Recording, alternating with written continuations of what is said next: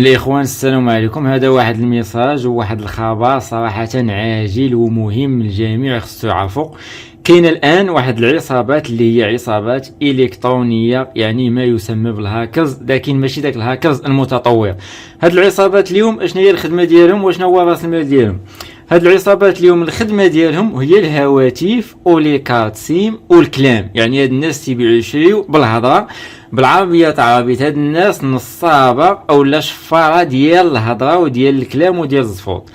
هاد العملية انا علاش نتحدث دابا؟ تنتحدث لانه تم الاستهداف ديالي انا مباشرة وبزاف ديال الناس اللي تم الاستهداف ديالهم، لكن انا ولله الحمد يعني ما عنديش شي خسائر وما مشات لي حتى شي حاجة، لانه تم كشف هاد الناس وتم كشف هاد الالاعيب. مع ان هاد العصابة هادي انا مشات معايا بواحد الطريقة اللي دكا من داكشي اللي تنعرف ودكا من داكشي اللي كنسمع.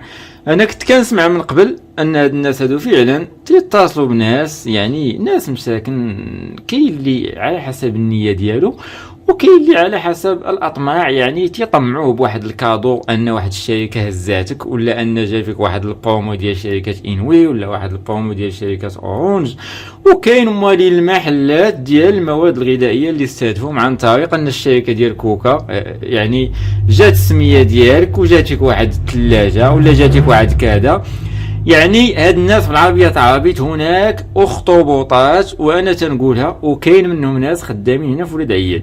لان الطريقة باش استهدفت انا يعني الشخص اللي عاطي نمرتي واللي عاطي المعطيات ديالي، عاطي واحد المعطيات يعني موضحة لهاد الناس هادو، مع انني استخدمت انا ايضا بعض الهاكرز باش نعرف هاد الناس هادو منين كيجي الاتصال.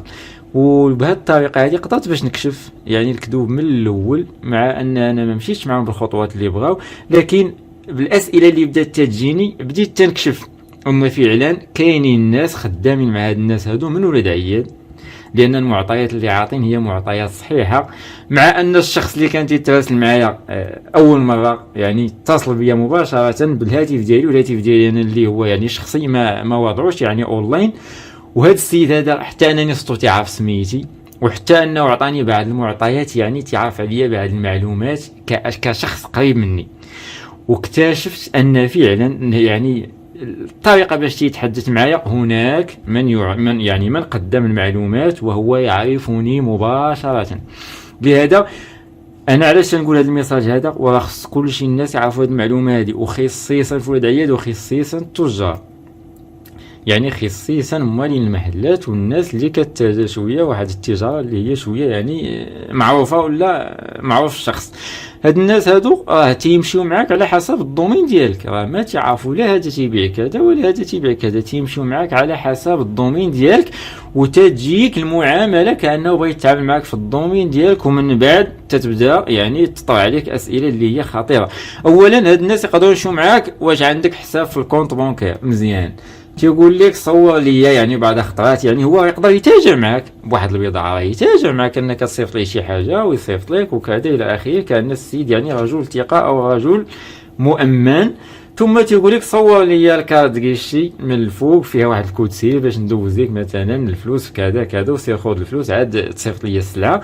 هاد العمليه هذه راه بزاف ديال الناس اللي تنصب عليهم حذاري، الناس اللي عندهم الحساب البنكي او اللي عندهم الكارت كيشي يطلب منك شي حد انك تصور الكارت كيشي يعني من الفوق ديالها او لا من التحت ديالها، لان الكارت كيشي فيها واحد السيري اللي تيكون من الفوق وفيها واحد 3 الارقام من التحت، يعني سيري اخر 3 الارقام الى حصلها الشخص زائد السيري اللي كاين من الفوق تيتم يعني الاشتغال على هذا السيري هذا. وممكن يتقداو بهذا السيري هذا اونلاين من عدة مواقع، يعني يقدر هذا السيد هذا يبدا يتقدى من امازون، يبدا يتقدى منين ما بغى مع راساتو من الحساب ديالك. وخصيصا الا ما كنتيش كتراقب يوميا تيبدا يبان لك ان الفلوس كتسحب وانت ما جايبش الدنيا اخبار. هذه العمليه الاولى. العمليه الثانيه، هاد الناس هادو تينصبوا على بعض الناس يعني نظرا للمكالمه اللي تيدويو معاهم بالاتصال الاول، يعني تيستغلوا هاد الظرفيه.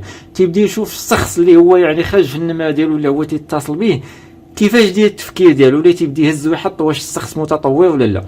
كاين اللي تيقولوا لي مسكين جا فيك واحد الكادو ديال 1000 درهم ولا ديال 20000 درهم ولا ديال 10000 درهم ولا ديال 1500 درهم، ولكن باش توصل بهذا الكادو ضروري خصك تصيفط لينا واحد 200 درهم ديال الوشاج ولا 300 درهم ديال، كاين اللي تنصب عليه في 400 درهم، كاين اللي تنصب عليه في 50 درهم، كاين اللي تنصب عليه في 100 درهم. المهم هذه العصابه عصابه محترفه تستهدف الارقام، تستهدف الناس، بغات تصبح تستهدف حتى الناس يعني اللي شويه معروفه.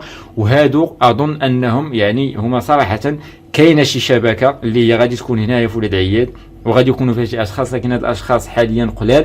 وحاليا انا باقي متبع هاد لابيس حتى نعرف فعلا هاد الاشخاص هادو اللي قدموا الهاتف ديالي شكون هما، وحتى نعرف يعني شبكه الاتصال، ونعرف هاد الاخطبوط كيفاش يتم التخطط اليه وكيفاش يتم التلاعب. لهذا انا تنقدم هذا الميساج هذا وتنحذر تجيكم شي مكالمه، سواء اصحاب الدوريات، سواء اصحاب المواد الغذائيه، سواء اصحاب الثلاجات، اي دومين وبلا الدومينات، بلا الناس اللي كتاجر، اي واحد في الدار، اي بنت في الدار، اي راجل، اي امراه عندك الهاتف، انتبه جيدا. اصحاب الهواتف، اصحاب التعبئه، جميع هذا الميساج هو ميساج عام.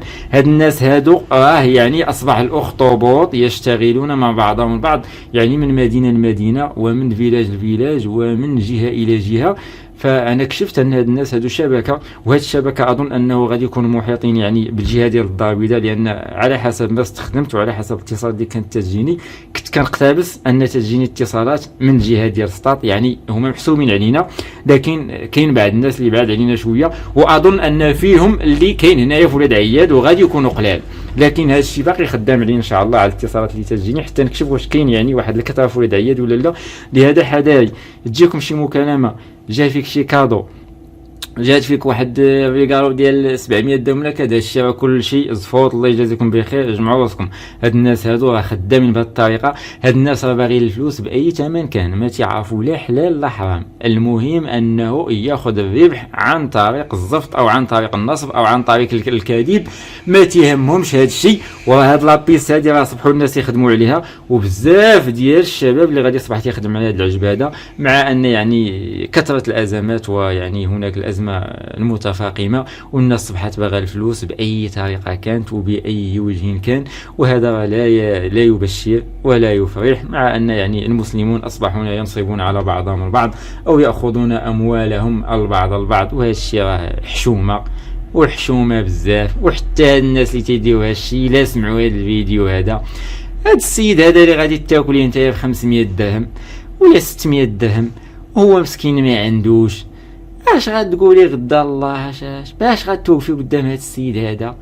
منين غتردي على هذا السيد هذا؟ ولا حول ولا قوه الا بالله. وحضروا راسكم وحياكم الله.